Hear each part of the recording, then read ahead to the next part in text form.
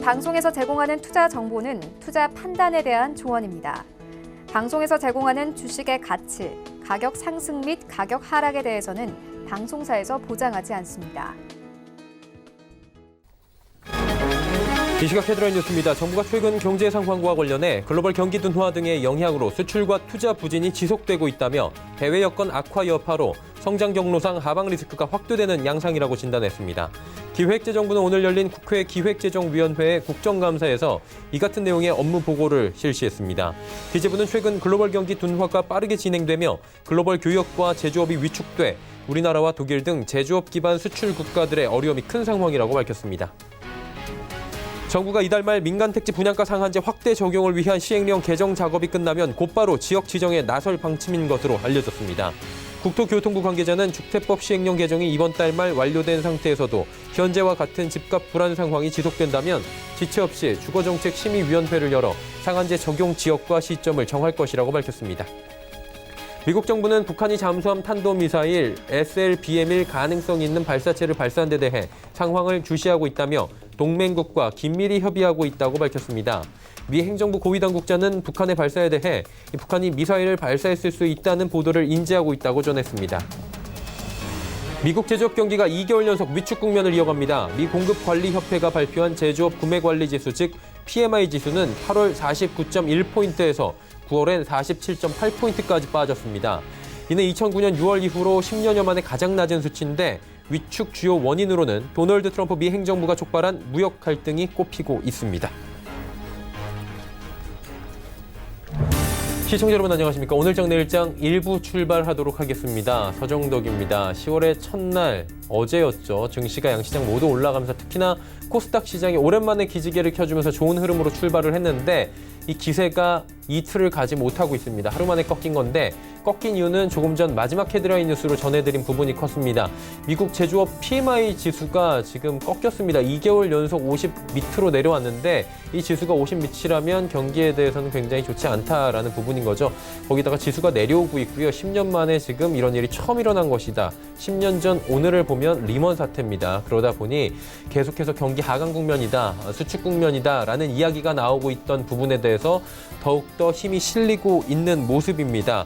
그러다 보니 당연하게 우리 시장도 약세를 보일 수밖에 없고요. 미중 간의 무역 분쟁에 대한 고위급 회담 이번 달에 예정이 돼 있는데 아이러니하게도 고위급 회담이 진행되기 전에 이러한 수축 국면은 트럼프 대통령이 촉발한 미중 간의 무역 분쟁이다라는 부분이 나왔죠. 결자 해지하려는 모습인데 회담 소식은 큰 호재로 지금 작용이 되지 않고 있는 상황입니다. 코스피 시총들 보니까 상위주들 전반적으로 어렵습니다. 셀트리온만 지금 소폭 올라가고 있는 모습이고 코스닥 시장 역시 쉽지 않습니다. 제약바이오 업종 지금 보니까 어제 상승 분위기 꾸준하게 이어가는 종목들이 많이 보이지 않고 있는 상황입니다. 시장 자체가 좀 위축되고 있기 때문인데요. 증시 상황이 이렇게 좋지 못하다 보면 테마선 종목들이 강하게 뛰는 부분들이 있습니다. 그동안 3연속 하한가를 맞았던 에스모 같은 경우에는 오늘 시장에서 하한가 탈출하면서 장중에 20%까지 장중 변동성이 오늘만 해도 지금 50%가 나온 종목들까지 발견이 되는 등 증시 상황이 그렇게 호락호락하진 않은 것 같습니다. 한마디로 시장 대응도 쉽지 않을 텐데 어떤 상황인지 하나하나 점검하면서 내일 시장 휴장인데 내일 시장에 대한 모레 시장에 대한 대응까지 해보도록 하겠습니다. 코스피부터 만나보죠. 지수가 2040대까지 밀려 내려옵니다. 어느새 2070으로 향하던 지수가 또 순식간에 꺾여 내려오는 상황이고요. 갈팡질팡합니다. 코스피가.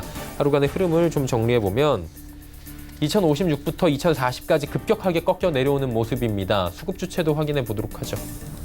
수급 보시면 오늘 시장 개인만 삽니다. 많이 꺾이다 보니까 개인이 최근 시장에 좀 반응을 기대하고 있었는데 기회다라고 포착을 한 거죠. 3,463억 원이 지금 매수가 나오고 있는데 어제까지 강하게 사던 기관이 팔고 있고요. 주로 연기금이 팝니다. 연기금 지난달까지만 해도 한 2달, 석 달 동안 어마어마한 물량을 사들였는데 이번 달부터 조금씩 지난달 말부터 지금 매도와 매수를 번갈아 가면서 섞어가고 있는 분위기 보여주고 있고요. 외국인도 많이 팝니다. 시총 상위주들을 봐야 되는데 말씀드렸다시피 경기 상황 둔화론 나오면 경기 민감주들이나 반도체 섹터도 전체적으로 어려워집니다. 삼성전자 48,000원대까지 밀리고 SK하이닉스 8만 원 공방벌입니다. 현대차도 13만 원대에서 지지받고 있는 상황. 네이버 16만 원 유지가 안 됩니다. 6위부터 12 종목들은 어떨까요? 현대모비스, 셀트리온, 삼성바이오로직스, LG화학, LG생명까지 모두 빠지고요. 오르고 있던 셀트리온 역시 하락 반전합니다. 1위부터 10위 종목 모두 다 빠지네요. 자, 11위부터 15위 종목들은 어떨까요? 여기도 오르는 종목이 안 보이네요. 경기 방어주적인 성격인 통신 그리고 금융주마저도 오늘 시장에서 밀려 내려가고 있는 상황입니다. 오르는 섹터 찾기 참 어렵네요. 코스닥 살펴봅니다. 262포인트대입니다. 어제 코스닥이 많이 올라줬고요. 오늘 낙폭이 어제 오른 거에 한 반 정도 지금 되는 것 같은데 거래소 대비해서는 그나마 좀 버텨주는 상황입니다. 다음 살펴볼까요? 흐름 보시면 630은 터치를 했었는데 이후에 밀려 내려오면서 626, 7 사이 지금 오가고 있는 상황입니다. 다음 살펴보도록 하죠. 개인만 삽니다. 기관 외국인 팔고요. 기관 가운데선 투신만 사고 있고 외국인도 소폭 매도 포지션을 현재 잡고 있네요. 다음 살펴볼까요? 네, 보시다시피 셀트리온, SK, CJEM, KMW 빠지고 있는 가운데 HLB, 펄어비스 올라갑니다. 펄어비스의 최근 흐름이 굉장히 좋고요. HLB 역시 최근에 호재성 기사 이후에 급등 흐름 가져갔었고요. 오늘도 하락장에서 붕괴 일학을 보여주고 있습니다. 다음 살펴보도록 하죠. 메디톡스, 슈젤 어제 흐름 이어가지 못하는 가운데 보시면 스튜디오 드래곤이 어제 좀 소외를 봤더니 오늘 하락장에서는 오히려 또 올라가는 분위기를 보여지고 있습니다. SK머티리얼즈, 파라다이스도 빠지고요. 11위부터 15위 종목들 살펴보도록 하죠. 헬릭스미스 지금 갈팡질팡합니다. 헬릭스미스도 지금 어제 올라가긴 했는데 오름세가 조금 윗꼬리를 달기도 했었고요. 오늘도 어떻게 해야 되나 주가가 약간 이런 모습입니다. 솔브레인 상승하는 가운데 나머지 종목 소폭씩 다 빠집니다. 환율 살펴보도록 하죠. 시장 상황이 이렇다 보니까 환율이 올라갈 수밖에 없고요. 1,200원이 강하게 눌리고 있었는데 뚫고 올라가면서 1,204원대까지 현재 터치를 하는 모습입니다. 금일폰 방송에서 제공해드리는 정보는 투자 판단에 대한 조언일 뿐입니다. 해당 주식의 가치와 수익률 보장해드리지 않는다는 점 참고해 주시길 바랍니다. 이슈 살펴보도록 하겠습니다. 펠리즈 투자리서치 김민수 대표 연결돼 있습니다. 안녕하세요. 네, 안녕하십니까. 예, 소비자 물가지수 연속 마이너스가 지금 나오고 있는 상황입니다. 우리 쪽뿐만이 아니라 미국 쪽 PMI도 지금 안 좋고요. 물가지수가 전체적으로 지금 글로벌하게 안 좋게 나오고 있는데 특히나 우리나라는 지금 디플레 우려까지 나오고 있어요. 이 부분 어떻게 보는 게 좋습니까? 정부는 아니라고 했는데요. 네, 일단 지금 시장에서 가장 우려를 하고 있는 게 물가에 대한 불안감들이죠. 이에 따라서 지금 어떤 여파가 미칠 것인가, 이에 따라서 가장 시장이 많이 관심을 갖고 있는 그런 상황들인데, 지금 동향을 보게 되면은 저희가 보통의 경우는 인플레이션이라고 하는, 그러니까 즉 정상적으로 물가가 시간이 지나면서 같이 올라가는 그런 현상들을 나오는 게 일반적이다라고 보게 되면 그와 반대적인 현상이 디플레이션이라고 해야 되겠죠. 그래서 이 디플레이션 같은 경우는 무엇보다 잘 아시는 것처럼 상품과 서비스의 가격이 지속적으로 하락하는 현상, 대표적으로 어떤 한 품목만 해당되는 게 아니고요. 어떤 상품과 어떤 대부분의 서비스 가격이 다 같이 하락하는 현상에 대해서 얘기를 하고 있는 상황들인데, 이게 왜 어떻게 보면 경제에 안 좋으냐라고 하게 되면 무엇보다 경제는 만약에 이제 소비의 입장으로 봤었을 때 오늘 물건 가격이 공책 한 권이 100원인데 내일 같은 경우 기다리게 되면은 90원으로 떨어지는데 굳이 오늘 100원에 살 필요가 있겠느냐라고 하면서 소비를 더 안 하게 되겠죠. 그러다 보니까 소비가 더 지연되고 대표적으로 내구재 주문 같은 게 오히려 더 빠르게 소비가 안 되고 있는 상황이 나오다 보니까 그에 따라서 투자도 같이 밀려가게 되고요. 그러다 보니까 전반적으로 경제가 다 위축되는 현상, 이게 대표적인 디플레이션에 대한 우려감들이고요. 그에 따라서 가장 지난 대공황 때 나왔던 부분들이 이 부분과 함께 시장, 특히 글로벌 전반적으로도 압박을 가했다라고 하게 되면 이에 따른 부담감들이 상당히 크다고 보는 게 디플레이션에 대한 정확한 변화라고 봐야 될 것 같고요. 그런 차원으로 봤었을 때 지금 기준으로 보게 되면 이번에 발표된 소비자 물가 상승률 같은 경우 대표적으로 CPI라고 하는 부분과 생산자 물가 상승률, PPI 모두 다 이번 달부터 마이너스로 들어가기 시작합니다. 그렇다는 얘기는 일단 CPI 같은 경우 가장 중요한 신선식품과 여러 가지 흐름들이 모두 다 부정적으로 반영하면서 나오고 있다라고 한 점적으로 봤을 때 물가가 마이너스 수준을 기록한다라고 하게 되면 이에 따른 부분들이 상당히 부담이다라는 관점 쪽에서 지금 시장을 바라보고 있는 그런 상황으로 봐야 될 것 같고요. 그러다 보니까 한국은행의 기준금리와 핵심 물가지수 그리고 CPI와 관련된 부분까지 다 같이 살펴보게 되면 일단 무엇보다 물가 상승세가 없다라는 부분들, 그러니까 즉 상승을 하지 않는다는 관점들이 나오다 보니까 오히려 기준금리도 자체도 같이 동반 하락을 할 수밖에 없는 거의 유사한 모습들로 가져가고 있는 상황들이고요.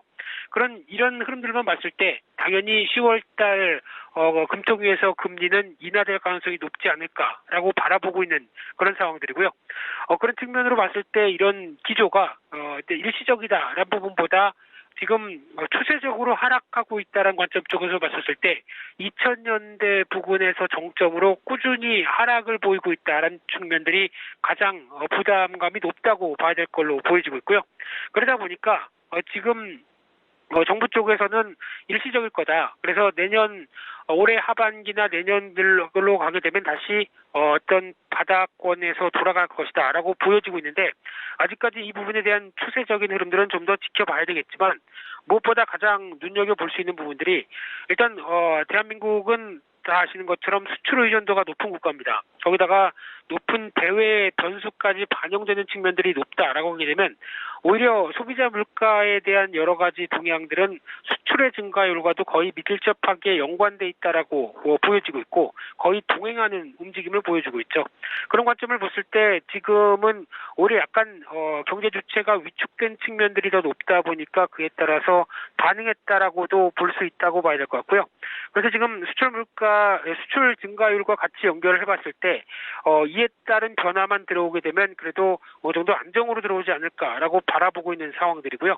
그런 차원으로 봤을 때 수출과 대한민국의 수출은 또 교역의 상대국의 제조업 지표와도 연관돼 있죠. 그러다 보니까 중국과 미국 모두 다 교역 비중으로 보게 되면 한국이 한 40% 차지하는데 그중에서 한 25%가 중국이 차지한다라고 하게 되면 중국 제조업 지표와도 연관이 있겠죠. 그래서 지금 중국 차이신 제조업 지표와 한국의 수출 증가율을 같이 비교를 해보게 되면 일단 어떤 이유가 됐든 간에 물론 중국 정부의 경기 부양책이 강화되면서 나왔다라는 변화도 물론 있겠지만은 그래도 이제 돌아서기 시작한다는 관점으로 보게 되면 한국의 수출도 이제 조만간 변화가 나오지 않을까란 기대감이 약간 더 들어갔는데 하지만 이제 미국이 문제죠. 미국 이번에 발표됐던 ISM 제조업 지표와 관련된 부분들 물론 ISM 제조업 지표는 꺾였는데 마킷 제조업 PMI라고 하는 쪽은 오히려 또 올라가는 쪽으로 나옵니다. 반등 쪽에 약간 무게가 실렸죠. 그러다 보니까 일단 지금 지표도 약간 엇갈린 부분이 나오곤 있지만은 가장 중요한 부분들이 앞서 말씀드렸던 것처럼 중국의 경기 부양책에 따른 제조업 지표의 변화 그리고 미국도 이런 상황이 되게 되면 연준에서 가만히 있지는 않지 않을까라고 바라보고 있고요. 그렇게 되면은 일단 미국의 완화적인 통화 정책과 관련된 여러 가지 부분을 생각해 봤을 때 일단 지금 소비자 물가 상승률이 일단은 정부의 얘기처럼 단기적으로 저점일 가능성도 높다라는 생각도 들고 있고요. 그렇게 되면은 아마 지금 기조로 봤었을 때는 디플레이션에 대한 우려감들은 조금 아직까지는 너무 과도하지 않을까 생각되고 있고요. 한 2달 지금 기조로 봤을 때 한 분기적으로 계속 2분기 연속으로 이어가느냐에 따라서 좀 해석을 달리할 수 있을 때 있는 걸로 보여지고 있는데 지금 관점으로는 약간 디플레이션에 대한 우려는 좀 과도하다라는 관점도 한 번쯤 생각해야 될 걸로 보여집니다. 그리고 제약바이오 업종 자체의 분위기가 현재 대표님 좀 달라지고 있다라고 표면적으로도 좀 느껴지는 분위기인데 오늘도 오르는 종목은 또 오르더라고요. 관련주 어떤지 좀 전략들이나 전망 좀 짚어주시겠습니까? 네, 제가 바이오주 얘기는 몇 차례 많이 다뤄봤기 때문에 이제 지금 최근의 변화만 또 중점적으로 보게 되면요. 일단 가장 중요한 게 바이오주에 대해서 임상 시험들이 계속 실패하다 보니까 이제 기대감이 훼손되면서 나오는 대표적인 흐름들.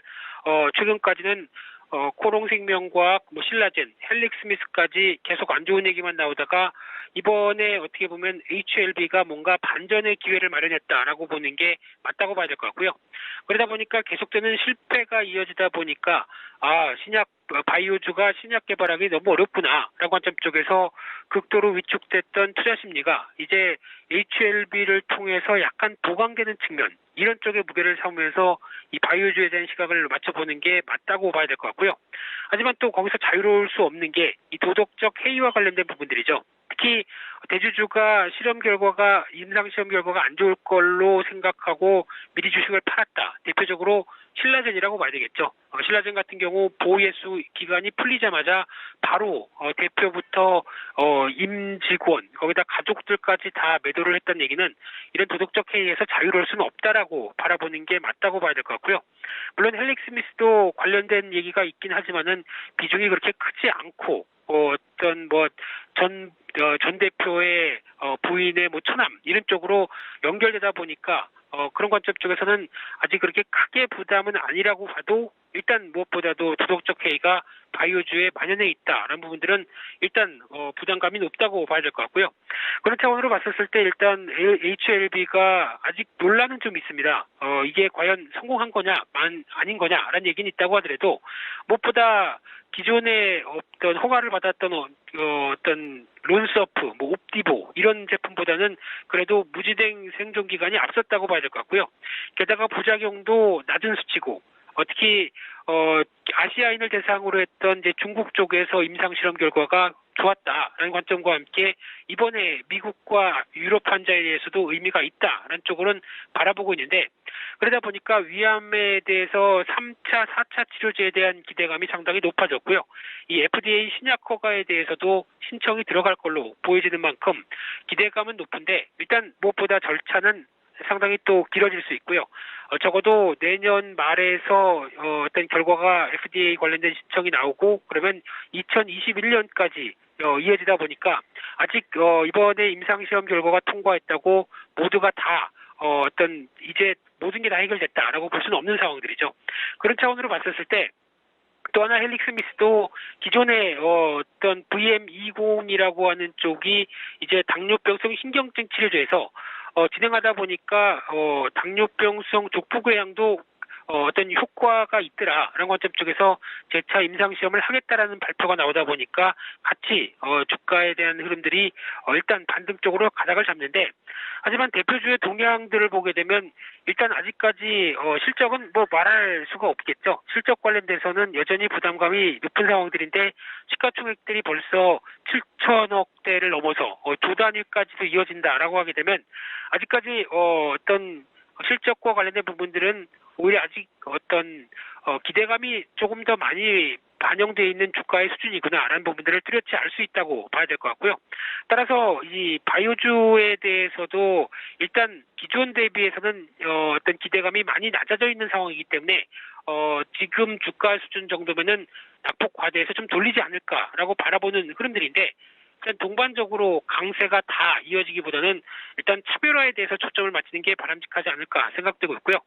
앞서 잠깐 실적에 대해서 말씀드렸듯이 신약을 개발할 때 비용이 많이 들어갑니다. 그러다 보니까 정부의 정책적인 지원도 계속 꾸준하게 이어지는 것도 중요하겠다라고 봐야 될 걸로 보여지고 있는데, 그러다 보니까 상대적으로 바이오시밀러라고 하는 어떤 복제약을 통해서 그를 어떤 약품을 상용화해서 나올 때에 대한 어떤 여러 가지 실적이나 그리고 바이오주에 대한 부담감이 적다라고 하게 되면 오히려 약가 인하 정책이나 고령화 관련돼서 정부의 정책적인 부분들까지 같이 지원이 나올 수 있겠다라고 하게 되면 바이오주 쪽에서는 그래도 그나마 바이오시밀러가 좀 더 안정적이고 실적과 관련된 부분에서 어떤 생각을 더 해볼 수 있겠다라는 측면이라고 하게 되면 너무 신약과 관련된 모멘텀에 대해서 환호할 필요는 없겠다라고 봐야 될 것 같고요.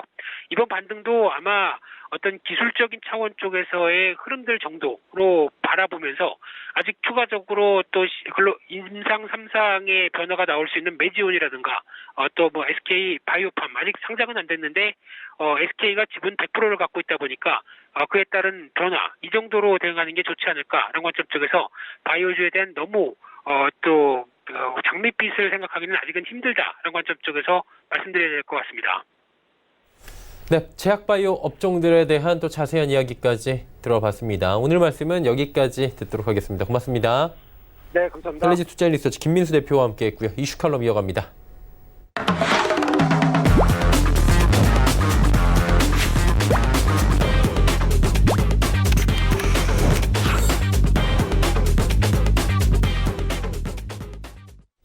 이슈 칼럼 이어가도록 하겠습니다. 오늘은 SPM 김형진 대표와 함께합니다. 대표님 안녕하세요. 예, 안녕하십니까. 예, 일단 뭐 미국 쪽 얘기부터 해야 될 것 같은데 미국 시장에서 악재가 좀 나온 것 같아요. PMI 지수 얘기가 나왔는데 뭐 10년 만에 뭐 최저다 이런 얘기 나오니까 당연히 공포감이 엄습할 수밖에 없을 것 같은데 어떤 부분인 거예요, 이거는? 예, 맞습니다. 이 제조업 쪽이나 뭐 PMI 지표 두 달째 안 좋게 나타나니까 미국도 이제는 좀 펀더멘털이 많이 좀 흔들리는 모습으로 들어서고 있는 것이죠. 단순히 경기 조정이 아니라 급격한 위축까지 우려된다 이렇게 봐야 되는 것이고 또 전망으로 연결될 수가 있기 때문에 향후에도 그러한 모습이 좀 더 이어질 수 있다 이렇게 해석이 되면은 일반적으로 시장 전체적으로 영향을 줄 수가 있는 것이죠. 악화된 경제 지표가 주는 시장 영향 우리가 본다면은 안전자산 선호 현상 어제도 보시면 나타났지만 바로 시장의 주식시장 쪽으로 약세, 채권시장 강세 이쪽으로 흘러가는 것이죠. 그래서 채권 강세하고 더불어서 정책 기대감은 항상 상존하고 있기 때문에 금리 인하 쪽 얘기가 나올 수밖에 없죠. 그렇다면은 그 가능성도 증가하는 것으로 이어지게 돼 있는데 어제 기준으로 또 이렇게 살펴보면 그동안은 되게 조용했었던 금리 인하 가능성이 또 움직이기 시작하고 있습니다. 그래서 이번 달 말 25bp 금리 인하 가능성이 63%까지 쳐 올라오는 그런 모습을 보였거든요. 이렇게 되면은 채권 시장의 경우는 구조적으로 이제 중기 강세 요인이 되는 것이죠. 전망 자체가 금리 인하 가능성이 나오기 때문에 채권 가격 상승의 기대감이 커지는 것이죠. 그렇다면은 중기적인 그런 모습이 나타났을 때 주식시장 쪽으로는 또 상대적으로 좀 안 좋게 영향을 줄 수가 있다 이렇게 봐야 되겠습니다. 최근에 제가 몇 번을 표를 만들어서 보여드렸는데 채권 쪽하고 다우지수 또 나스닥 지수가 이렇게 상반된 흐름을 보이는 그런 모습이 지금 연속적으로 나타나고 있는데 향후에도 그런 모습이 또 지속될 수 있다라는 점을 좀 생각을 해봐야 되겠고요. 특히나 어제 같은 경우는 독일 금리는 반등을 했습니다. 그런데 미국 국채 금리가 추가 강세를 보이는 모습을 봤을 때 미국 국채 금리가 독자적으로 더 추가적인 강세가 되는 그런 모습 그렇다라고 본다면은 이쪽 얘기는 글로벌 채권 시장 전체적으로도 하나의 변수가 되는 것이 아닌가 하는 생각이 드는 것이고 시기적으로 봤을 때는 3분기 기업 실적 시즌에 이제 들어서고 있는데 이것이 호재라기보다는 주식시장 탄력적인 상승에는 좀 어려운 요인이 되지 않을까. 마치 2분기에도 좀 상승을 시도를 하긴 했었는데 그때도 강력하게 상승하지 못하는 그런 모습이 기업 실적이 호전이 일부 기업으로 한정이 됐었기 때문이었죠. 특히나 이 마이크론 테크놀로지 지난주에 나온 실적 자체가 이 실적 자체에 대한 그러니까 실적 시즌에 대한 불확실성으로 부각이 되고 있는 그런 상황이기 때문에 2분기 실적 시즌까지 미국 시장은 좀 실적이 많이 버텨줬었던 모습이 나타났었다는 점을 감안했을 때 3분기가 2분기보다 약간 좀 실적이 떨어질 것이다라는 그 걱정도 있었던 그 상황에서 약간 부담이 더해지고 있다 이렇게 봐야 되겠죠. 그렇다면 전체 시장 글로벌 자산 시장 흐름 자체도 그렇고 기업 실적 시즌으로 들어서는 현 시점에서도 주식시장 쪽은 좀 불안하게 당분간 갈 필요가 있어 보이고 10월 초중순까지 전에도 말씀을 드렸던 그 연준의 유동성 공급 관리 기조가 계속 지속이 될 것이기 때문에 그러니까 연준에서 채권 쪽 금리를 불안하게 만들지 않게끔 유동성을 공급한다는 그 측면에서 봤을 때는 이건 정책적으로도 채권 시장은 좀 강세를 지속하게 만들어질 수 있는 그런 여건이라는 것이죠. 그러면 이렇게 저렇게 봤을 때 주식시장은 약간 좀 채권 시장에 치이는 모습 그쪽으로 좀 몰려갈 그런 상황이 커졌다 이렇게 봐야 될 것 같습니다. 코스피 같은 경우에는 9월 한 달 사이를 보면 사실 양봉이 나오긴 했습니다. 오랜만에 흐름이 좋았는데 마지막 주 정도의 조정이 좀 나오면서 10월은 대표님께서도 조금은 주의를 할 필요가 있다. 대외적인 뭐 여러 가지 리스크도 있고 말씀을 해주셨는데 어때요? 10월 아직까지는 좀 호락호락해 보이진 않는데. 예, 그래서 그러니까 오늘 말씀을 드려야 될 건 이 10월 달에 흐름에 따라서 우리가 최소한 11월까지는 좀 시장 흐름을 예상을 할 수 있지 않을까라는 생각이 든다라는 그 말씀을 드리려는 것입니다. 코스피가 많이 이렇게 오르긴 올랐죠, 9월 달에. 그런데 오르는 그 내용을 이렇게 봤을 때는 매수 주체도 한정돼 있고 또 매수를 한 그런 업종들도 좀 편중된 매수를 보였다라는 점에서 흐름의 한계를 드러냈다 이렇게 봐야 되겠습니다. 그래서 한번 상승이류를 다시 한번 제가 구해봤습니다. 지난주에도 좀 비슷한 수치를 구했는데 이제 좀 수치가 확정이 됐기 때문에 좀 다시 구해봤더니 코스피는 뭐 9.64% 그대로인데 다우가 3%대, 나스닥이 1.78%밖에 안 되고요. 상하이가 4%대, 그리고 홍콩 H가 2%, 그리고 이머징 마켓 ETF를 추정으로 해서 이머징 마켓의 수익률을 이렇게 구해보니까 낮은 쪽, 그러니까 이머징 마켓 ETF 중에서도 뭐 딱 한 개만 있는 게 아니기 때문에 여러 개가 있기 때문에 구해보니까 4.36% 정도가 좀 아래쪽에 하단의 쪽에 있었고 좀 높은 수익률을 보였던 것이 4.97%입니다. 그러니까 이렇게 수익률이 나타날 수밖에 없는 것은 중국 지수가 포함되는 비중이 크기 때문에 저렇게 나타날 수밖에 없는 것이고 우리는 좀 적으니까 우리가 좀 많이 올라도 이쪽으로 미치는 영향이 적겠죠. 그래서 이머징 마켓조차도 우리가 비트하는 그런 수익률이 좀 좋게 나온 것은 사실인데 그걸 좀 뜯어볼 필요가 있다라는 것이죠. 그래서 9월 상승의 핵심이 뭔가 이렇게 글로벌 전체적으로 따져보니까 지역별로 좀 차이는 있겠지만 반도체가 중심에 있었다 이렇게 봐야 되겠습니다. 그래서 한국이 반도체 비중이 항상 크기 때문에 한국의 상승률이 큰 것은 상대적으로 반도체 비중이 컸기 때문이다 이렇게 볼 수가 있겠죠. 미국도 반도체만 보면 우리 못지 않은 상황이었습니다. 그러니까 필라델피아 반도체 지수가 8월 저점 대비 13%나 올랐고요. 그리고 아까 말씀을 드렸었던 마이크로 테크놀로지 같은 경우는 20%가 넘는 상승률을 보였습니다. 그렇다면 그동안 그 기간 동안에 삼성전자가 보였었던 그 13% 수익률이나 하이닉스가 17% 오른 거에 비하면은 미국도 만만치 않게 올랐다라는 것이죠. 그래서 마이크론 테크놀로지가 저렇게 많이 오른 다음에 폭락을 했기 때문에 사실 8월 초 수준 정도로, 9월 초 정도 수준의 주가로 돌아갔을 뿐이지 크게 나빠진 건 아니라는 것이죠. 그래서 국내 반도체 기업은 아직까지는 좀 차별적 움직임을 보이고 있는데 그렇다면은 그러한 차별적 요인이 뭐가 있을까? 그걸 우리가 다음 주 8일에 지금 예정되어 있는 삼성전자 실적 발표해서 주목해야 되고 거기서 좀 찾아봐야 된다는 것이죠. 근데 3분기 실적은 상대적으로 좋을 수가 있겠지만요. 마치 마이크론 테크놀로지 같이요. 근데 전망을 저렇게 차별적으로 낼 수가 있을까 하는 건 의문이라는 것이죠. 그래서 10월 역시 이 반도체를 주목해야 될 그런 상황이 지속된다는 거죠. 이쪽이 못 간다라고 한다면 전망 쪽, 경기하고 더불어서 좀 안 좋게 보일 수밖에 없는 요인이고 계절적 요인에 따른 그런 실적에 대한 긍정적 요인이 있다라는 점은 좀 기대감 지속하게 하는 요인인데 그래서 한국의 차별적 상승, 지난달처럼 다른 나라보다 2배, 3배씩 오르는 그런 모습이 나타날 리는 만무하겠지만 그래도 좀 더 상대적으로 강세를 보일 수 있을까에 대한 키팩터가 이 반도체 쪽에 있다 이렇게 봐야 되겠고 코스피 같은 경우는 3분기 실적이 전체적으로 30%대 감익도 예상이 되고 있는 그런 상황이어서 만약에 이 실적이 바닥이 되는 그런 실적 턴어라운드 가능성이 현실화되면은 우리가 여기서 좀 돌아서면서 강세를 보일 수가 있겠죠. 그래서 그 중심에 삼성전자가 시그널을 줄 것이다. 이 점에서 본다면은 다음 주초 실적에서 중기적 흐름에 대한 힌트, 첫 번째 힌트를 우리가 찾을 수 있겠다. 이렇게 생각이 됩니다. 그 8월 지금 수급 동향으로 보면 7월도 그렇고요. 연기금이 진짜 어마어마하게 시장을 좀 방어를 해준 바가 있습니다. 물량 진짜 대단하게 담았는데 그래서 말씀해 주신 삼성전자도 그렇고요. 반도체 쪽에 매수가 좀 집중된 게 아닌가라는 생각도 해보는데 어때요? 네, 그렇습니다. 그래서 오늘의 가장 중요한 얘기는 이 연기금 쪽에 수급하고요. 또 다음에 좀 이따 또 추가적으로 드리는 말씀이 또 하나가 있는데 그 말씀을 좀 드려보겠습니다.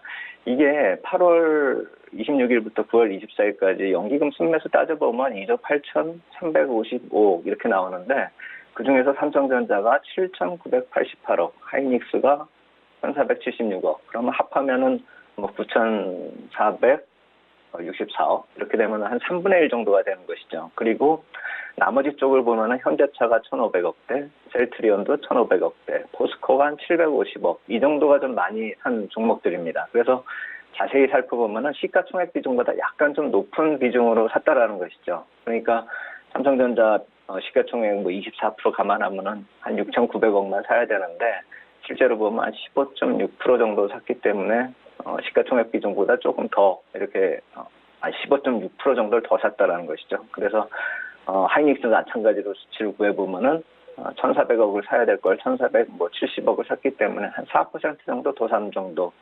그렇다면은 뭐 이렇게 크게 많이 이렇게 비중을 좀 늘렸다 이렇게 볼 수는 없겠죠. 근데 문제는 뭐 연기금 정도야 뭐 저렇다라고 치는데 외국인 같은 경우는 같은 기간 동안에 순매도가 9,400억이 되는데 삼성전기나 카카오나 삼성전자, 네이버, LG이노텍, SK하이닉스 이 종목들이 순매수 상위에 있기 때문에 이런 IT 업종 또 IT 소프트웨어 쪽을 다 제외하고 나면은 나머지 쪽은 거의 다 매도하는 모습이었다 이렇게 봐야 되는 그런 상황이죠. 그러니까 오로지 반도체만 샀다는 것입니다.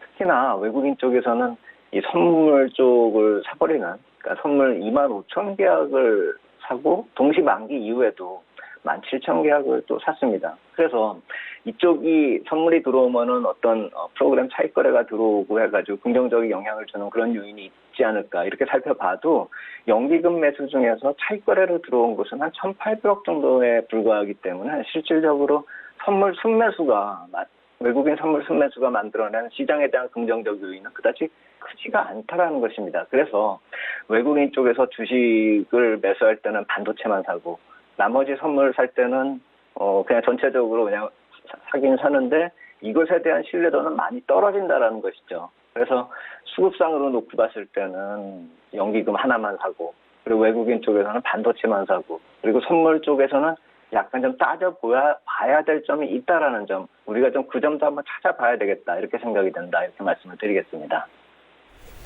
외국인을 지금 좀 살펴봐야 되는 부분도 있잖아요. 기관 볼 게 아니라 외국인 보니까 주식은 매도했고 선물만 매수가 들어왔다는 얘기인데 이 부분을 살펴보면은 강세장으로 확 돌았다 이렇게 보기는 기존의 관례상은 좀 어렵지 않나라고 생각이 드는데 이 부분도 좀 설명해 주시겠습니까? 그렇죠. 그래서 제가 말씀드리고자 하는 게 이 디커플링이 나타났다가 줄어들었다 하는 것을 제가 몇 번을 말씀을 드렸는데 이번 9월 달에 나타난 것도 또 한 번 그런 현상이 추가가 됐다 이렇게 말씀을 드리는 것이죠. 그래서 2019년 올해 보면은 디커플링 축소 시기를 좀 분석해 볼 필요가 있어 보입니다. 그 각 경우 때마다 수급이 다 틀리다는 것인데 제가 빨갛게 박스권으로 표시한 게 그 구간입니다. 그래서 제일 먼저 그 1월의 반등 쪽을 보면 맨 왼쪽에 있는 것을 보면 그때도 반도체 경기 반등에 대한 기대감이 있었죠. 근데 그때는 주식을 매수하고 선물 쪽은 약간 매도하는 그런 모습을 보였고 가운데 쪽은 저건 사실 뭐 미국이나 우리나 다 동반 급락을 했는데 우리 같은 경우에 많이 빠졌기 때문에 덜 내리는 그 역디커플링이었고 외국인 쪽에서는 주식 선물 몽땅 다 매도하는 그런 경우였습니다. 그래서 이번 경우 맨 오른쪽에 있는 그 경우는 1월하고는 좀 유사한데 3분기 바닥에 대한 그런 반도체 경기나 뭐나 다른 업종이나 3분기 쪽의 실적에 대한 바닥에 대한 신뢰가 조금씩 생기고 있는 점이 좀 틀리다는 점이죠. 그러니까 1월의 상승은 반도체에 대한 그런 기대감이었고 그때는 오로지 그때도 물론 마찬가지로 반도체만 샀는데 지금 같은 경우는 신뢰가 좀 다른 업종 쪽으로 좀 확산이 되고 있는 그런 상황이죠. 그래서 반도체 중심으로 IT 매수하고 선물까지 매수했다라는 점이 좀 틀린 점인데 제가 봤을 때는 이 반도체 중심이 회복되는 것이 가시화될 경우라고 한다면은 코스피 인덱스가 상대적으로 강세를 보였었다는 점이 과거 데이터에서 여러 가지가 나오기 때문에 그거에 대응하는 선물 매수일 수도 있다라는 생각이 듭니다. 그래서 차별적인 상승, 그러니까 차별적으로 우리가 강해질 수 있다라는 점을 외국인 쪽에서 들어왔다 이렇게 볼 수가 있겠는데 그것이 어떻게 해석이 되냐면은 만약에 코스피 선물을 매수하고 나스닥 쪽 선물을 매도하는, 그러니까 상대적으로 약한 쪽을 매도하는 그런 단기적으로 페어 트레이딩으로 이렇게 이어졌었던 그런 움직임이라고 한다면은 그것이 언제든지 단절될 수가 있다라는 것이죠. 그래서 그게 단절되는 경우라고 한다면 차별적 상승의 한계로 인식이 가능한 것인데 바로 오늘 같은 경우가 지금 14,000개 선물 매도가 저렇게 나온다라는 점, 바로 그 점을 보자라는 것입니다. 그래서 한 1, 2만 계약 정도 들어왔었기 때문에 그것이 나오는 경우라고 한다면 우리가 상대적으로 강세가 되는 구간이 지나간다 이렇게 볼 수가 있는 것이기 때문에 오늘 하락이 단순히 하락으로 끝나는 것이 아니라 저런 수급적의 변화 쪽에서 그동안에 주식은 안 사고 선물만 샀던 것을 지금 다 풀어 헤치고 있다는 점을 감안한다면은 향후에 다음 주에 실적이 기대감이 현실화되지 않는다라고 한다면은 또다시 우리 시장이 디커플링 쪽으로 들어갈 수 있다라는 점, 그 점 우리가 놓치지 말아야 된다 이렇게 생각이 됩니다. 자, 지금 그리고 봐야 되는 게 4분기 접어든 거죠. 그렇다 보니까 뭐 3분기 실적이 나와야 되는 시점이고 분위기가 나쁘지 않았잖아요. 여기서 혹시나 이게 변곡이 되거나 찬물 끼얹는 게 아닌가 이런 생각도 좀 드는데 실적 시즌은 어떻게 보는 게 좋겠습니까? 예, 그래서 이번에 실적 시즌 들어가기 전에 이 PER 추이 한번 좀 살펴보자라는 것입니다. 그러니까 10월 1일 어제 기준으로 놓고 봤을 때 PER이 14.16배입니다. 그러니까 우리나라가 뭐 저 PER이다, 뭐 10배다 이렇게 얘기하는 건 작년 실적을 감안해서 나오는 그런 수치고 2분기 실적 발표된 것을 기반으로 해가지고 실적 PER을 구하니까 3분기 실적 아직 나오지 않은 상태에서 14.16배가 나오고 있다는 것입니다. 그래서 코스피 PER을 KRX에서 나온 그 표를 제가 좀 찾아보니까 지금 표에 나왔듯이 제가 빨갛게 오른쪽에 동그라미 표를 이렇게 두 개를 한 것이 뭐냐면은 실적이 발표가 되는데 실적이 안 좋게 나오니까 주가가 상승하지 않아도 툭툭 PR이 튀어 올라오는 것이다. 그것을 봐야 된다는 것입니다. 맨 오른쪽 같은 경우에 동그라미 같은 경우는 최근에 주식이 상승을 했기 때문에 가격이 상승했기 때문에 저런 실적 부진하고 가격 상승이 더해지니까 왼쪽에 있는 동그라미보다 더 빨리 올라오고 있는 것이죠. 그렇다라고 본다면은 3분기 실적 부진할 게 뻔하기 때문에 만약에 그것을 구한다라고 한다면은 제가 빨간 화살표 있는 수치까지 올라간다라는 얘기입니다. 그게 15.5배입니다. 그렇다라고 본다면은 지금 우리가 그동안에 2011년부터 쭉 이렇게 흘러왔을 때 최고 상단 쪽에 접근을 한다라는 것이죠. 다만 고 PER이 꼭 나쁜 것만은 아닙니다. 기업 실적이 그만큼 안 좋다라는 그런 의미고 악재가 반영이 된 그런 상황이라는 것을 의미하기도 하죠. 그래서 표를 보시면은 2017년에 고 PER을 기록한 다음에 쭉 빠지고 있는 모습이 보이죠. 주가는 오히려 빨리 올랐음에도 불구하고요. 그게 뭘 뜻하냐면은 실적이 개선되면서 PER을 끌어내린다라는 것이죠. 그러니까 실적 호전이 나타나면서 주가 상승을 넘는 실적 호전으로 인해서 가격이 상승해도 PER이 점차 낮아지고 있다는 표가 저 표입니다. 그래서 일부 시장에서 지금 나오는 분석이 고 PER의 주가를 사서 저 PER에 매도한다. 이런 개념이 나오고 있는 것이 바로 그러한 이유고 저런 표를 그렇게 인식을 하시면 된다. 이렇게 말씀을 드리겠는데 만약에 실적이 좋아지면 그렇게 해석이 되고 좋은데 실적이 부진하거나 이번에 나오는 그 실적이요. 다음 주에 나오는 게요. 만약에 주가 악화되는 그럴 가능성에서는 그럴 경우에서는 시장이 많이 급락할 가능성도 있다라는 점. 그래서 우리가 다음 주를 이벤트라고들 생각을 하는데 그냥 보통 삼성전자 실적 이벤트라기보다도 어느 때보다도 지금 시장이 중요한 그런 변곡점에 와 있고 삼성전자 뭐 이익 7조 원 지금 넘는다 기대감이 시장에 반영이 되고 있지 않습니까? 그렇다라고 본다면 그 이상으로 좀 나와줘야지 11월까지는 실적 시즌 구간 동안에 11월 중순까지는 좀 우리가 편하게 갈 수 있고 상대적인 강세가 나타날 수 있다는 것이죠.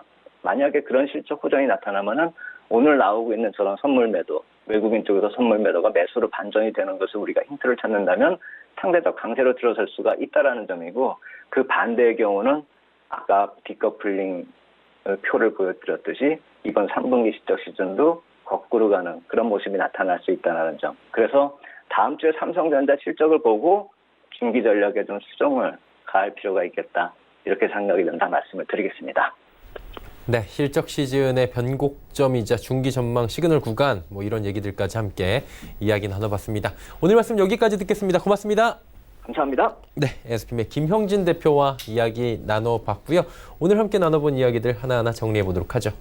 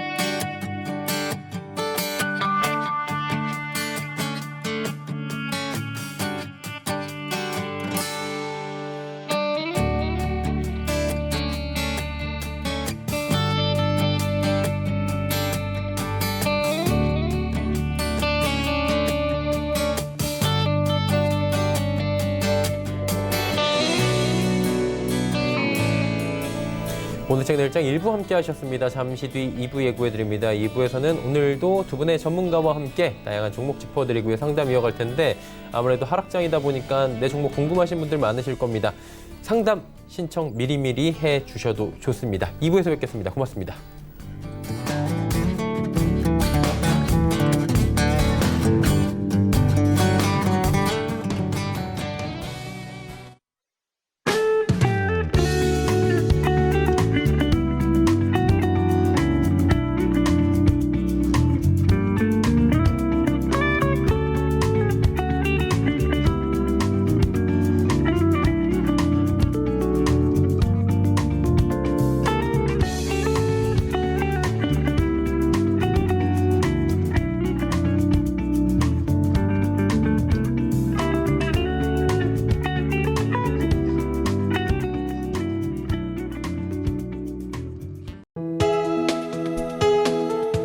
방송에서 제공하는 투자 정보는 투자 판단에 대한 조언입니다. 방송에서 제공하는 주식의 가치, 가격 상승 및 가격 하락에 대해서는 방송사에서 보장하지 않습니다.